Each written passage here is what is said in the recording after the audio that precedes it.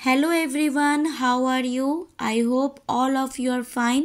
Now everyone take out your computer book, that is Memory Plus.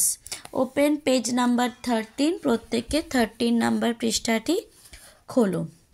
আমরা পড়ছিলাম lesson number 2 uses of computers. আচ্ছা, আমরা আগের দিন কি জেনেছি বলো তো? আমরা জানলাম যেটা ছবি আঁকতে, অঙ্ক করতে, গেম খেলতে একটি কম্পিউটারকে আমরা ব্যবহার করি। আজ আমরা কম্পিউটারের আরও অনেক ব্যবহার জানব। Let's start. We can use a computer to write a letter. Write মানে লেখা, letter মানে চিঠি। আমরা একটি চিঠি লিখতে একটি কম্পিউটার ব্যবহার করতে পারি। তোমরা আগেই জেনেছো যে কম্পিউটারে প্রত্যেক কাজের জন্য একটি করে অ্যাপস বা প্রোগ্রাম থাকে। চিঠি বা কোনো কিছু লেখার জন্যও একটি প্রোগ্রাম আছে, সেটি হলো ওয়ার্ড প্রোগ্রাম। সেখানে কিবোর্ডের টাইপ করে তোমরা লিখতে পারবে। তোমরা এখন স্কুলে প্রত্যেকে কম্পিউটারে নাম লিখতে শিখেছো। সেটি কোথায় লিখছো বলো তো? ওয়ার্ড প্রোগ্রামে। প্রত্যেকে বুঝতে পেরেছো?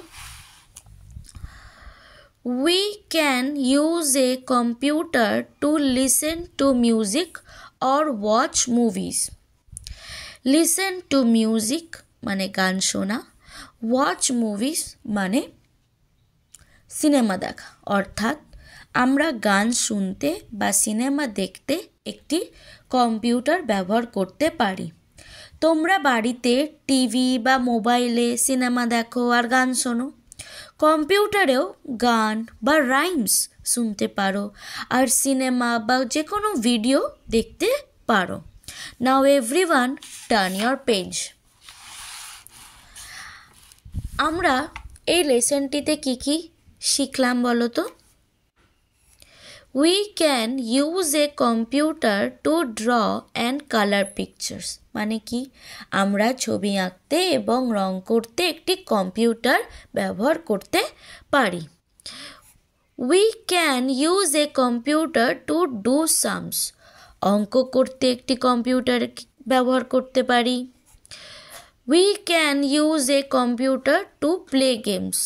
আমরা গেম খেলতেও একটি কম্পিউটার ব্যবহার করতে পারি। We can use a computer to write a letter. একটি চিঠি লিখতে আমরা কম্পিউটার ব্যবহার করতে পারি। We can use a computer to listen to music or watch movies. গান শুনতে বা ছবি দেখতে বা সিনেমা দেখতে আমরা একটি কম্পিউটার ব্যবহার করতে পারি। তোমরা এই লেসনটি ভালো করে পড়বে। Hope you will understand this lesson. কোনো অসুবিধা থাকলে তোমরা আমার সাথে যোগাযোগ করতে পারো। Bye everyone, have a good day.